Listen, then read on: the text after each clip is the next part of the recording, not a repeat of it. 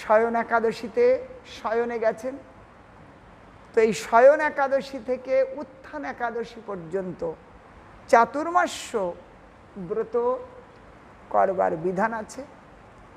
আর পূর্ণিমা থেকে পূর্ণিমা পর্যন্ত, উত্থান একাদশীর পরে যে পূর্ণিমা, রাস পূর্ণিমা, সেই রাস পূর্ণিমা পর্যন্ত এই দুটি বিধানই প্রশস্ত, দুটি প্রশস্ত।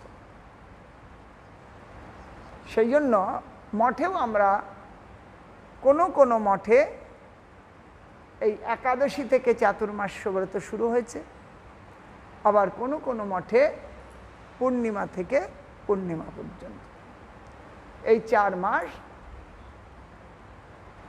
শ্রাবণ, ভাদ্র, আশ্বিন এবং কার্তিক, এই 4 মাস হচ্ছে এই চাতুর্মাস্য ব্রত। শ্রীমদ্ ভাগবতে এই চাতুর্মাস্য ব্রতের কথা আমরা পাই প্রথম স্কন্ধে। নারদ গোস্বামী প্রভু মহামুনি ব্যাসদেবকে এই চাতুর্মাস্য ব্রতের একটি প্রসঙ্গ উত্থাপন করেছেন। মহামুনি ব্যাসদেব তিনি বিবিধ পুরাণ আদি রচনার পরেও তিনি যখন অস্থির হলেন, শান্তি পাচ্ছেন না, সেই রকম পরিস্থিতিতে ব্যাসদেবের নিকটে নারদ মুনি এসে উপস্থিত হলেন। নারদ জিজ্ঞাসা করলেন, আপনার এই অশান্তির কারণ কি, অপ্রসন্নতার কারণ কি? তখন বললেন, গুরুদেব আপনি তো সব জানেন, আমার ভিতরে যে অশান্তি কেন। আমি জগতের জীবের কল্যাণের জন্য বেদকে বিভাগ করেছি, মহাভারত রচনা করেছি, উপনিষদ আদি রচনা হয়েছে, একে একে সমস্ত পুরাণ রচনা করেছি। 17 পুরাণ, মৎস্য পুরাণ, কুর্ম পুরাণ, বামন পুরাণ, বিষ্ণু পুরাণ, ব্রহ্মবৈবর্ত পুরাণ, নারদ পুরাণ, অনেক পুরাণ, অগ্নি পুরাণ, বায়ু পুরাণ থেকে শুরু করে নৃসিংহ পুরাণ, ব্রহ্মাণ্ড পুরাণ, একেবারে বিবিধ প্রকার সমস্ত তার মধ্যে সব বর্ণন করা হয়েছে। তথাপিও আমার মন অপ্রসন্ন কেন, আমি নিজেই জানতে পারছি না। নারদ গোস্বামী পাদ বললেন যে যা কিছু করেছেন নিজের বুদ্ধির বলের উপরে করেছেন, ভগবানের উপরে সম্পূর্ণ গা ভাসিয়ে দেন নাই। অতএব এখন কেবলমাত্র ভগবান শ্রীহরির সেই পূত চরিতাবলী, সেই কথাই বর্ণন করুন। বলে আমি তো সব বর্ণন করেছি। বললেন করেছেন, কিন্তু সেটি সম্পূর্ণরূপে নয়, কোথাও কোথাও কোথাও কোথাও কিছুর মধ্যে প্রকাশ হয়েছে, এক জায়গাতে পরিপূর্ণরূপে হরিকথা চর্চা হয় নাই। সেই জন্য আপনি সেই ভগবানের উপরে সম্পূর্ণ মন বুদ্ধিকে স্থির করে ভগবান শ্রীকৃষ্ণের কথা এই জগতের কাছে প্রদান করুন। চতুশ্লোকী ভাগবত রূপে নারায়ণ ব্রহ্মাকে যে দিয়েছিলেন, সেই ব্রহ্মা নারদকে 4টি শ্লোক শুনিয়েছিলেন, আর সেই 4 শ্লোক নারদ যে এই ব্যাসদেবকে শোনালেন। 4টি শ্লোক। জ্ঞানম পরম গুহ্যম মে যদ বিজ্ঞান সমন্বিতম সরহস্যম তদগঞ্চ গৃহান গদিতম ময়া অহমেবাসমেবাগ্রে নান্যৎ সদসৎ পরম পশ্চাদহম যদে তচ্ছ যবশিষ্যেত সোऽস্মহম রীতে অর্থে যৎ প্রতীয়েত ন প্রতীয়েত চাত্মনি তদ্বিদ্যাত্মনো মায়া যথা ভাসো যথা তম যথা মহান্তি ভূতানি ভূতে চস্যু প্রবিষ্ট। প্রবেশনু।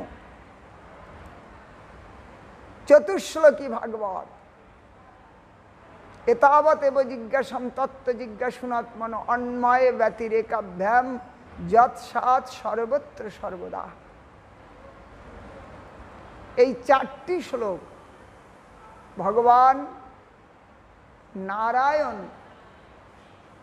তিনি নারদ মুনিকে, ব্রহ্মাকে শোনালেন, ব্রহ্মা নারদকে শোনালেন, আর সেই 4টি শ্লোক নারদ ব্যাসদেবকে দিলেন।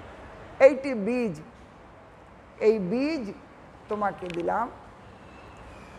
ব্যাসদেব এই 4টি শ্লোক, চতুশ্লোকী ভাগবত, এই 4 শ্লোককে তিনি 18,000 শ্লোকে বিস্তার করলেন, ভাগবত মহাপুরাণ রচনা করলেন। তখন মহামুনি নারদ নিজের আত্মকথা ব্যাসদেবকে শুনিয়েছিলেন। কি বললেন? বললেন, ব্যাসদেবজি, আমি আমার নিজের কথা আপনাকে শোনাচ্ছি। আমি পূর্বজন্মে এক দাসী পুত্র ছিলাম। আমার মা পরের বাড়িতে দাসিত্ব করতেন। আমার পিতা বাল্য অবস্থায় মারা যান। আমি তার একমাত্র পুত্র, তাই আমার প্রতিপালনের জন্য মা পরের গৃহেতে দাসিত্ব করে আমাকে প্রতিপালন করতেন। আমি ধীরে ধীরে 5 বৎসরের উপনীত হলাম। সেই সময় আমাদের গ্রামেতে কিছু সাধু লোক তারা এসে উপস্থিত হলেন। আমার মা সেই সাধুদের সেবা করতেন, আর আমি ছোট্ট বালক বলে মায়ের সাথে যে আমিও সেই সাধুদের কাছে, আর সাধুরাও আমাকে খুব ভালোবাসতেন। ছোট্ট বালক, তারা যা বলতেন আমি তাই করতাম। তবে অন্য বালকের মতো আমি চঞ্চল ছিলাম না। ব্যাস, আমি ওই রকম চঞ্চল ছিলাম না, আমি শান্ত ছিলাম। সাধুদের থালাটা ধুয়ে দিতাম, সাধুদের কাপড়টা মেলে দিতাম, সাধুদের ঝুটা প্রসাদের পাতাটা ফেলে দিতাম, ইত্যাদি ইত্যাদি যতটা আমার দ্বারা সম্ভব হতো আমি করতাম। আর সাধুদের মুখে নিরন্তর ভাগবত কথা শুনতাম। সেই সময় কি হলো, এই চাতুর্মাস্য কাল এসে উপস্থিত হলো। 4 মাস, শ্রাবণ, ভাদ্র, আশ্বিন, কার্তিক। তো এই সময় মূলত বর্ষা ঋতু, চতুর্দিকে বন্যা, যাতায়াতের সুবিধা থাকে না। তো এই 4 মাস সাধুরা এক জায়গাতে থেকেই ভগবানের আরাধনা করে। 4 মাস শুদ্ধভাবে এই চাতুর্মাস্য ব্রতের জন্য এক জায়গা থেকে অন্য জায়গায় যাওয়া যাবে না, এমনকি নদী পার হওয়া যাবে না, নদী পারানো যাবে না, গাড়িতে চড়া যাবে না, এক স্থান থেকে অন্য স্থানে যাওয়া যাবে না। চাতুর্মাস্য ব্রতকালে দাড়ি, নখ, এগুলো চুল কাটাই যাবে না, কাপড়ও পর্যন্ত ধোয়া যাবে না। হ্যাঁ, আর কি, গোগ্রাসে ভোজন করতে হবে। অনেক প্রবল নিয়ম। আর হরিচর্চা হবে। তো সেই সাধুরা তাহলে এক জায়গায় থেকে গেলেন চাতুর্মাস্যকাল, আর রোজ হরিকথা। আর আমি ছোট্ট বালক, আমাকে খুব আদর করতেন, আর আমি সেই ভাগবত কথা শুনতাম, তাদের কীর্তন শুনতাম। এই করতে করতে সময় অতিবাহিত হলো। আর আমিও তাদের সেবা করতাম যতটা আমার পক্ষে সম্ভব, আমার পক্ষে যতটা সম্ভব আমি সেবা করতাম। 4 মাস পূর্ণ হলো। এইবার সাধুরা যখন চলে যাচ্ছেন আমি আর কান্নায় ফেটে পড়লাম, থাকতে পারলাম। হ্যাঁ, সাধুদের পেছনে পেছনে আমিও চলেছি। সাধুরা আমাকে বললেন, বালক এখন ফিরে যাও, তোমার মা একা আছেন, তোমার মায়ের একমাত্র সাহারা তুমি, অতএব তুমি যদি চলে যাও তাহলে অবলা একাকী জীবন ধারণ করতে অসমর্থ হবে। কিন্তু নারদ তাদেরকে ছেড়ে যেতে চাইলেন না। তখন নারদ গোস্বামীকে ভাগবতীয় মন্ত্র প্রদান করলেন ওই সাধুরা।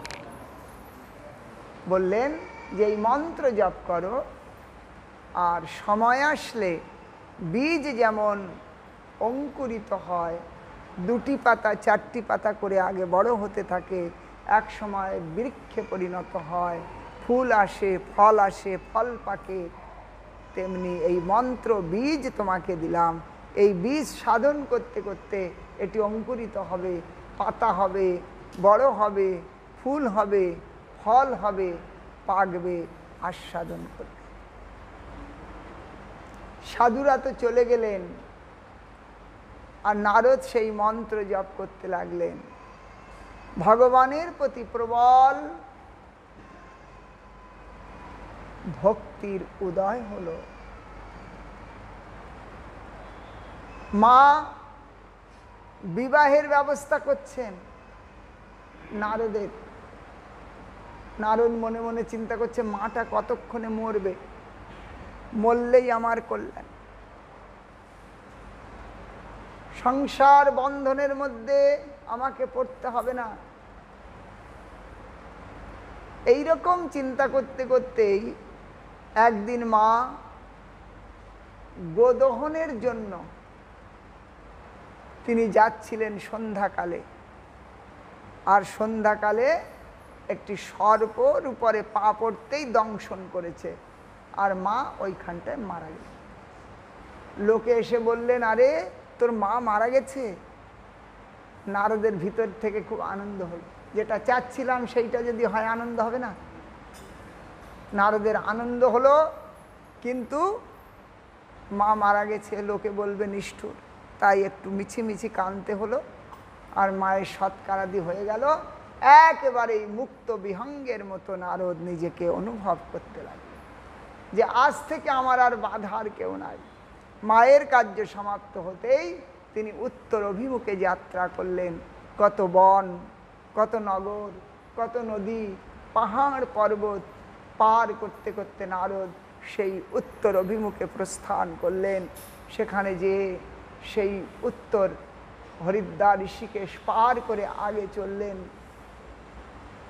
সেটি হচ্ছে দেবভূমি, দেবতাদের ক্রীড়াভূমি এই হিমালয়। সেই হিমালয়ে প্রবেশ করলেন, দেখলেন একটি স্বচ্ছ সরোবর, তার সন্নিকটে একটি বিরাট বটবৃক্ষ, সুশীতল ছায়া মৃদুমন্দ সমীরণ প্রবাহিত হচ্ছে। নারদ সেখানেই বসলেন, একেবারেই ধ্যানমগ্ন চিন্তে ভগবানকে চিন্তা করতে লাগলেন।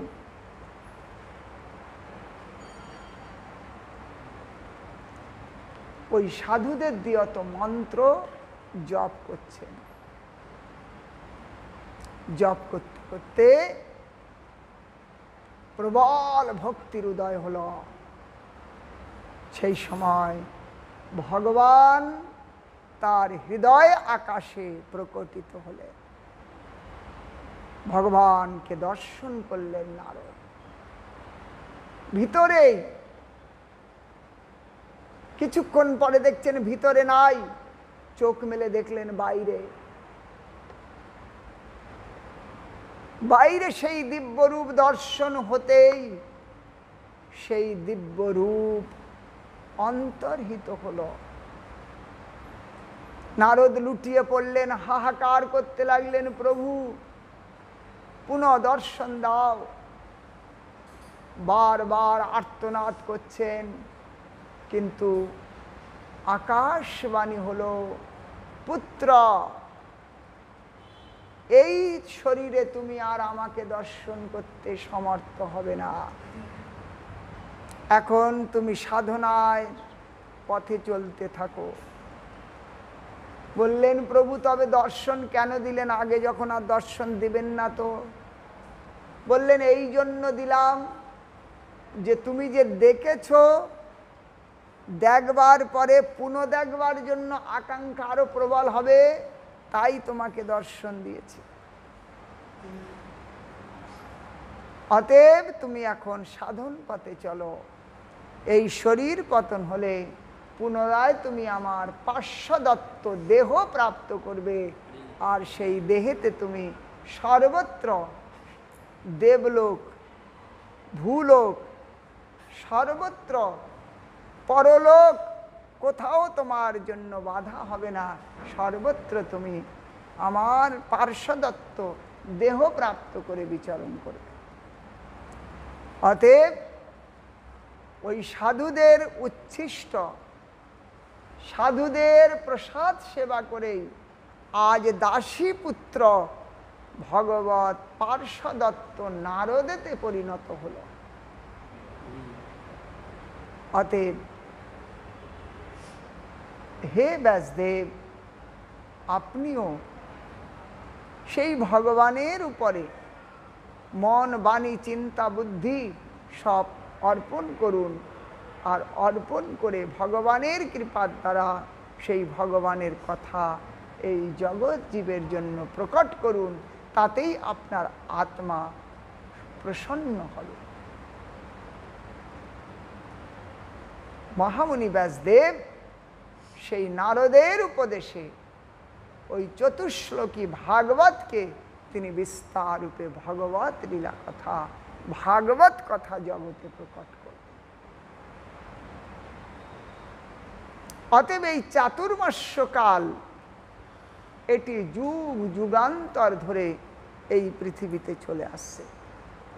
এই সময় শ্রীহরি শয়ন লীলাতে অবস্থান করেন। এই চাতুর্মাস্য গৃহস্থ এবং সন্ন্যাসী সকলের জন্য করণীয়। যারা সাধন পথে নেমেছেন সকলের জন্য এটি আদরণীয়। 4 মাস আমাদেরকে ভোগের বস্তুর থেকে একটু দূরে থাকতে হবে। ভোগ্য বস্তু চাতুর্মাস্যকাল সাধনকে বাড়াতে হবে। আর কিছু আমাদের আহার্য বস্তুতেও সংকীর্ণতা প্রকট করেছেন। যেমন শ্রাবণ মাসে শাক বর্জন করতে হবে, ভাদ্রে দধি, আশ্বিন মাসে দুধ, আর কার্তিকে ভোগ ত্যাগ, আরো ভোগ ত্যাগ করতে হবে। মানে এগুলো তো ভোগ। আমরা যে শয়ন করছি, শয়নটা কি? শয়নটা ভোগ, তাই তো? আমরা বিবিধ প্রকার ভোজন করছি, এগুলোকে ভোগ বলা হয়। বিভিন্ন প্রকার শ্রবণ আদি করছি, ভোগ। ইন্দ্রিয় লব্ধ এ সমস্তকেই ভোগ বলা হয়। তো কার্তিক মাসেতে এদেরকে সংকোচন করতে হবে। শয়ন সীমিত, ভোজন সীমিত, শ্রবণ সীমিত, সমস্ত কিছু, অন্য কিছু নয়, কেবল ভগবত সেবাই প্রবল হবে, বাকি সব কিছু সংকীর্ণ হবে। তো তাকে বলা হয় ভোগ ত্যাগ, আমিষ বর্জন। আমিষ বর্জন মানে মাছ মাংস তো আমিষ, তাহলে আমিষ বর্জন, কার্তিকে আমিষ বর্জন বলা হয়েছে। তাহলে আমিষ মানে ভোগ, ভোগ বর্জন। তাহলে এই 4 মাস কাল। এতদ ব্যতীত পটল, শিম, বেগুন, বরবটি, মূলা, মাসকলাই, কলমি শাক, লাউ ইত্যাদি ইত্যাদি আরও কিছু আছে। এই 4 মাস কাল পর্যন্ত এরা সেবনীয় বস্তু হবে না, বর্জন করতে হবে এই 4টি মাস এদেরকে। আর শ্রাবণ, ভাদ্র, আশ্বিন, কার্তিকে 4টি স্পেশাল। শ্রাবণে শাক চলবে না, ভাদ্রে দধি চলবে না, আশ্বিনে দুধ, আর কার্তিকে আমিষ। এই 4টি আমাদেরকে পালন করতে হবে। এই সমস্তের মূল কথাটা আমাদেরকে জানতে হবে যে 4 মাসে আমরা এই খাবার বা নখচুল আদি ইত্যাদি ইত্যাদি এগুলো আমরা বিধিমতো পালন করলেও ভগবত কথা, ভগবত কীর্তন, ভগবত নাম আর ভগবানের সেবা, গুরু বৈষ্ণব ভগবানের সেবাই প্রবলতা, এটাকে আমাদেরকে অধিক থেকে অধিক করতে হবে। এটাই হচ্ছে মূল চাতুর্মাস্য। সমস্ত কিছু করা হলো, কিন্তু ভগবত সেবাতে সংকোচ প্রকট হলো, তাহলে চাতুর্মাস্যের মূল ফল আমরা প্রাপ্ত করব না। অন্যান্য কার্য সুষ্ঠুভাবে করে, হরিকথায় রুচি নইলে পণ্ড সে সকলে। হরিকথা মানে হরিকীর্তন, হরিনাম, হরিসেবা, সমস্ত হরিকথার মধ্যে আছে। তো সেই জন্য ওই দিকে কলিযুগে বেশি লক্ষণীয় বিষয় নয়, লক্ষ্যটা হচ্ছে ভগবত সেবা। মূল উদ্দেশ্যটা হচ্ছে এই সমস্ত আমরা যে ব্রত পালন করব, এর কি উদ্দেশ্য? উদ্দেশ্য হচ্ছে ভগবানের প্রতি আমাদের মনটা যাতে লাগে, ভগবানের প্রতি মনটা লাগানোর জন্য এই সমস্ত। তো যদি এই সমস্ত করবার পরেও ভগবানের মনটা না লাগে, তাহলে ওটা বিশেষ ফলদায়ী হলো না। তাহলে উদ্দেশ্য হচ্ছে আমাদের ভগবানে মনটা লাগাটা। কৃষ্ণে মনো নিবেশ হয়েত, কৃষ্ণে মনটাকে নিবেশিত করতে হবে। তার জন্য এই সমস্ত বিধিবিধান। হরিভক্তি বিলাস বিস্তার রূপে বর্ণন করেছেন।